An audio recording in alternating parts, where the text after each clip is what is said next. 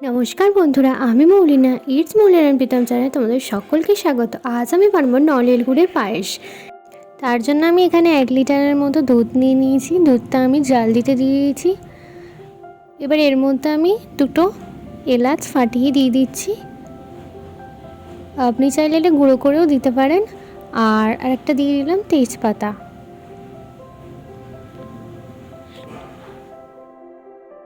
এবার আমি দুধটা কিছুক্ষণ ফুটতে দেব। দুধটা ফুটে উঠলে আমি এ থেকে কিছুটা দুধ তুলে একটা আলাদা পাত্রে রেখে দেব। এবার আমি ওটার মধ্যে আমুলের যে গুঁড়ো দুধটা হয় সেইটা আমি একটু গুলে নেব, ঘন করে নেব। আমি 50 গ্রাম কামিনী চাল নিয়ে নিয়েছি, তার মধ্যে আমি একটু ঘি মাখিয়ে রেখে দিয়েছি। আমি এটা না ধুয়ে এইভাবেই ঘি মাখিয়ে দিচ্ছিলাম। দুধটা গরম হয়ে যাওয়ার পর আমি ওই চালটা পুরোটাই ওর মধ্যে দিয়ে দিলাম। দিয়ে এবার আমি এটাকে লো টু মিডিয়াম আছে রাইসটাকে কুক হতে দেব।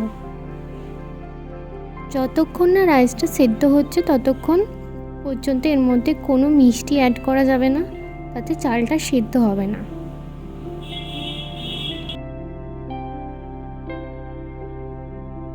তখন আমাদের চালটা পুরোপুরি সেদ্ধ হয়ে যাবে, তখন আমি আগে থেকে যে গুঁড়ো দুধটা গুলে রেখেছিলাম ওটা আমি এর মধ্যে অ্যাড করে দিচ্ছি।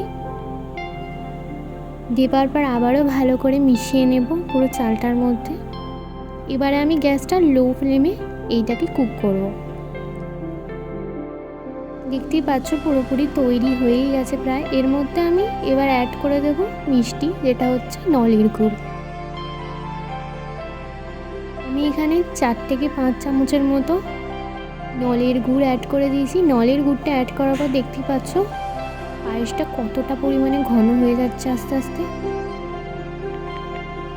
এবারে একটা পাত্রের মধ্যে আমি কাজু, কিশমিশ এবং অল্প একটু ঘি আমি নিয়ে নিয়েছি। এটাকে আমি একটু হালকা করে ভেজে নেব। ভেজে নেবার পর এটাকে আমি পায়েসটার মধ্যে দিয়ে দেব। এতে টেস্টটা আরও বেশি সুন্দর হয় এইভাবে কাজু কিশমিশ দিলে পায়েসের মধ্যে। তো আমাদের পায়েস নলের গুড়ের রেডি। এটা চাইলে আপনারা লুচির সাথেও খেতে পারেন, খুবই সুন্দর খেতে লাগে নলের গুড়ের পায়েস। আমার এই রেসিপিটা কেমন ভালো লাগলো অবশ্যই জানাবেন। ভিডিওটা ভালো লাগলে অবশ্যই লাইক, শেয়ার এবং সাবস্ক্রাইব করতে ভুলবেন না। আর দেখা হচ্ছে পরবর্তী অন্য কোনো ভিডিও। ততক্ষণ tata, bye bye, take care.